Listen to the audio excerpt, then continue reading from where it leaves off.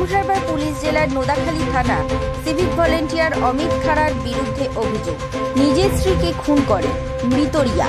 Police রিয়াকে মুচিসা হসপিটালে নিয়ে আসলে ডাক্তার মৃত বলে ঘোষণা করেন। অমিতের বাড়ি বজবজ 2 নম্বর ব্লকের সাতগাছিয়াতে। অমিত এলাকার তৃণমূলের নেতার মলয় সাঁতরার ঘনিষ্ঠ বলে জানা গেছে। 2016 সালে প্রেম করে বিয়ে করে। অমিত রিয়াকে পরিচয় দেয় তিনি পুলিশের চাকরি করে, পুলিশের পদে রয়েছেন। এরপরে রিয়া জানতে পারে সিভিক ভলেন্টিয়ার। দিনের পর দিন বাড়িতে অত্যাচার চলত বলে মৃতার পরিবারের অভিযোগ। নোদাখালী থানার পুলিশ অমিত ও তার পরিবারের সদস্যদের গ্রেফতার করেছে। ঘটনার তদন্ত শুরু করেছে পুলিশ। ব্যুরো রিপোর্ট, জেলার বার্তা।